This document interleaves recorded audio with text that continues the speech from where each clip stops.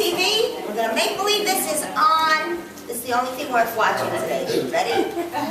The story of Purim. What is the story of Purim? The story of Purim is about a beautiful queen, Esther.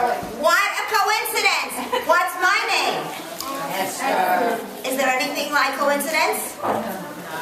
No such thing, and this story proves it. We can look at it as coincidence, because what happens? There's a king, a very, very mean king, and his name is?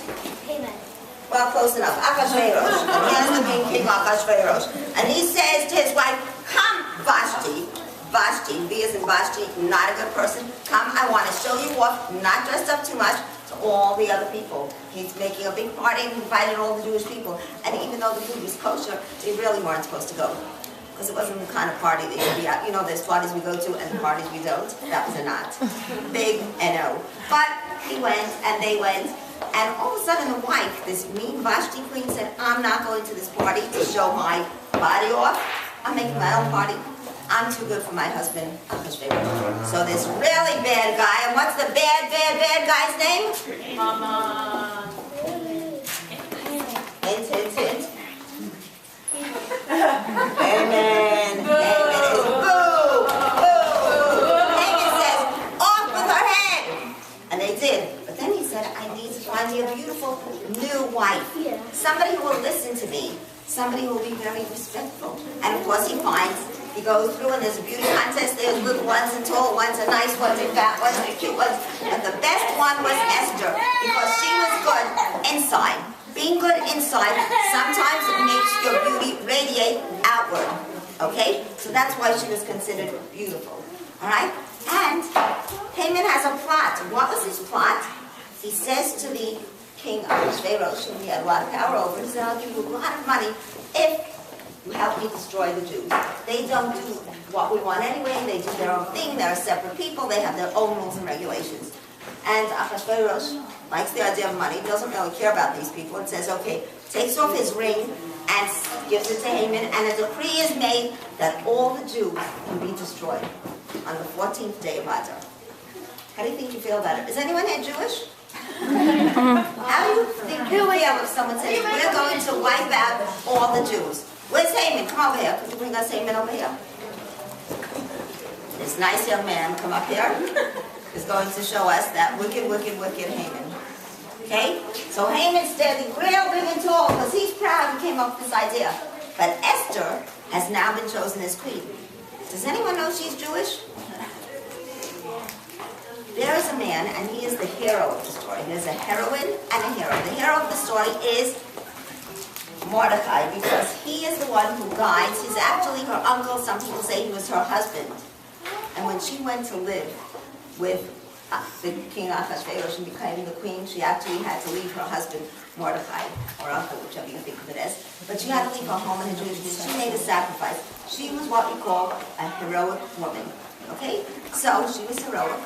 And there she is. And Mordecai hears about this terrible decree about destroying all the Jews. He said, Esther, don't say who you are where you are.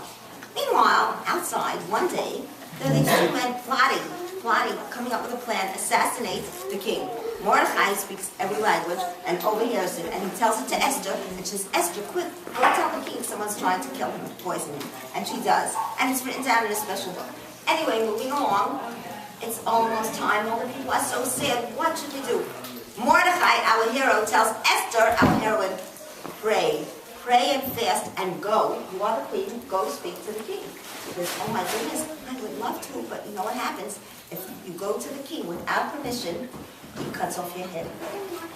I cannot do that. And you know what Mordecai said to her? We will pray for you, we will fast for you, and you too fast, but you have to go. Because if not, we are all lost. Actually, we will be saved, but we will be saved even if you're not the one to save us. But perhaps, she says, perhaps, for this reason, he says, this is why you were appointed queen. Okay? And then it happens, she goes very fearfully, and she walks in, and instead of him, he had a growl on his face, King Ahasuerus, and he looked askance at her, but then he said, come forward, Esther. And he said, whatever you want, up to half the kingdom. because he only gave her half because they had to build a base. I mean, such if they were going to ever build it in the temple, and it was on that half. He only wanted to give her half of the border. But anyway, whatever you want. So she's very clever. She says, come to a party tomorrow night. Just you and Haman. Says, fine.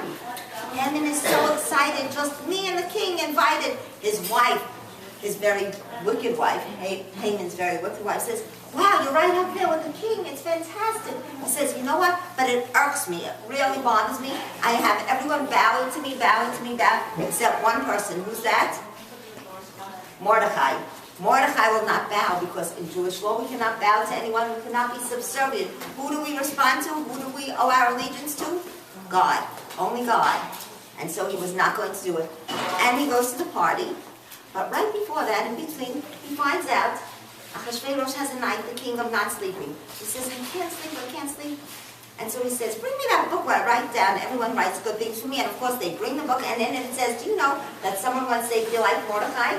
Outside is Haman pacing the floor, and he says, come in. He says, why do I reward someone who's been so good to me? And of course Haman thinks it's him. He says, have you wear your clothes, go on a white horse, and everyone says, this is how the person is treated.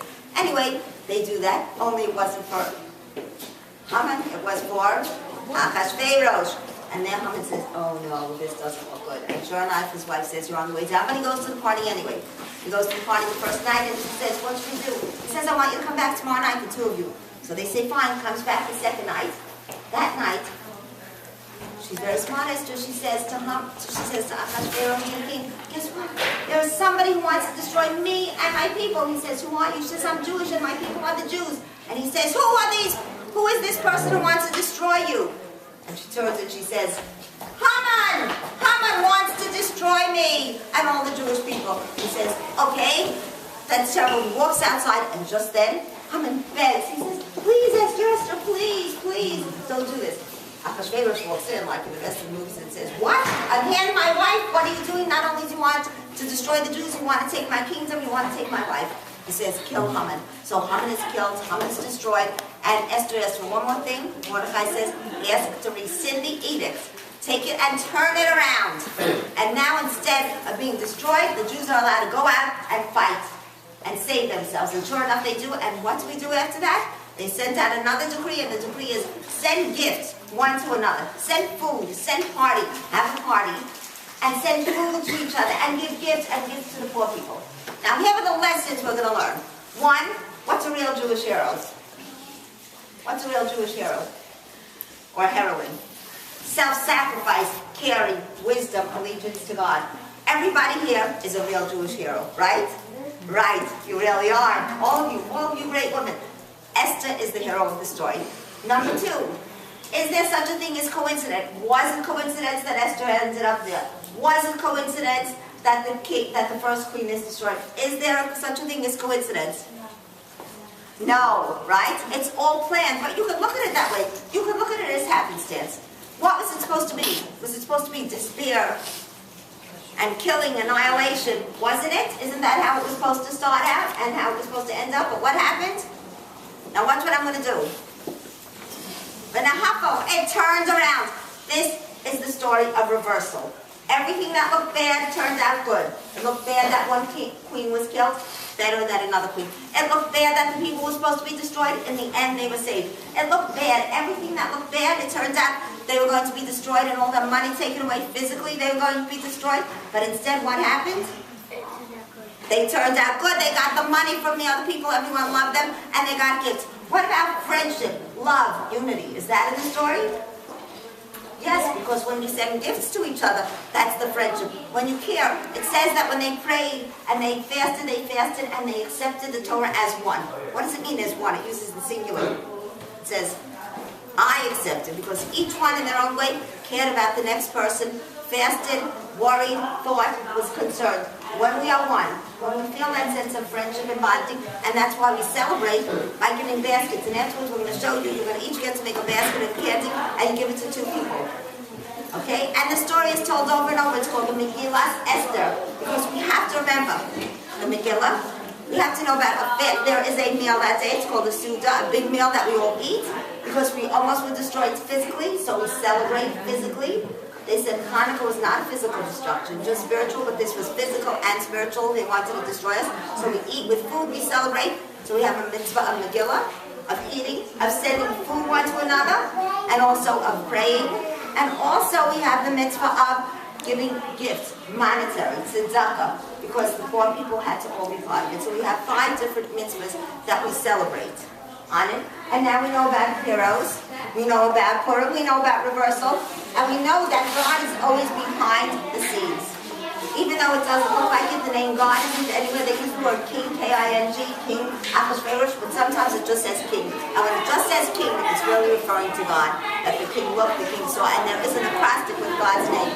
I'll just end that the word God, right, guides. If you take the word God, it's right in the word God, right? Because God is the guiding hand behind everything else. Nothing happens by chance. Now, why do we dress up and drink? Why do you think we dress up and get drunk? Come on, give me a good answer. Because they drink wine. Because they drank wine at the party, and we want to show that we use the wine for a good reason. But we also want to drink till we don't know the difference, because a lot of times what you think is good is really bad, and what you think is really bad turns out to be good. So when you're drunk, you can't tell the difference. It's emphasizing that a lot of times we can't tell the difference between what's happening. Good may seem good, but it's really bad, and bad may seem good. And the other thing is that we want to know that when you're in darkness, when you're in despair, when you're in hard times, there's always the light. That's why we call it, there's a pasuk at the end, there's a sentence that says, for the people there was light and happiness and gladness and joy. And that's what we're going to all have, and that's what we're all about. Friendship, caring, unity, miracles, that in the darkest time, God is there. We have to pray. And there's a fast day right before, because before you have to always do something, extend yourself, make a sacrifice.